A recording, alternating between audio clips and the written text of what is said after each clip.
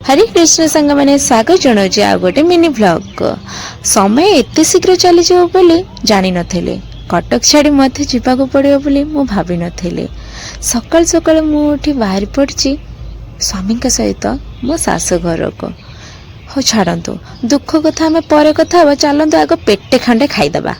तो प्रथम मो पाखे आसिक पहुँच जाइला मुढ़ी मिक्सचर पूरा बढ़िया से पाग होगी गोटे नड़ियाटे सहित ताको प्रथमे पाटी भितर को पकईदेली स्वामी को आगरू माने स्वामी को न देकी खाइली। तापर काकुड़ी दी खंड थिला ताको भी स्वामी को देखी देखी खाइली। तो मोर एतिकी पेट पूरी नथिला स्वामी को कही आउ कौन खाइबे से स्वामी मते कहले ठीक अच्छे व्यस्त हुआनी टिके समय वेट कर आउ गोटे गाड़ी धरले से ढेर सारा खाइबा। तो कोलकातार हावड़ा स्टेशन पाखरो आमको नवदीप धाम पाए गोटे टिकेट काटियार थिला।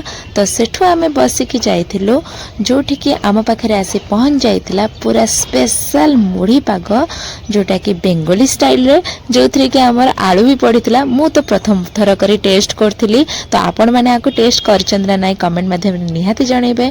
ता सहित मो पाखरे आसी पहुँच जाइथिला बुट सिजा बादाम भजा जाको कि लंका सहित पूरा बढ़िया से खाइथिली। ता सहित नड़ी आ सोरिष फूल को देखी देखी मो पाखे आसी पहुँच जाइला ढेर सारा रंग बिरंगर चॉकलेट जोटा कि छोट बेले खाऊले। ता सहित मो पाखे लास्ट आसी पहुँच जाइला दीटा गोल गोल मिठा एटा को लास्ट आमे खाइथिलु। तापर आमे पहुँच जाइथिलु आमर लक्ष्य स्थल रे। ना आज्ञा आम एत जल्दी भी पहुँचुनु सेठु पुणी आमको किछि बाट टोटोरे किछिटा बाट चली चली किछिटा बाट लंच रे माने डंगारे सरी भूल कहीदेली। तो आमे किछि समय डंगारे बसी सारिकी जिबा परे पहुँच जाइथिलु नवदीप धाम रे जोठिकी पुणी थरे आमको जिबाको पड़थिला बस रे। ता परे जाइके आमे पहुँच जाइथिलु मो शाशु घरे। तो वीडियोटी भल लगी लाइक सहित सब्सक्राइब निहाती करेंगे।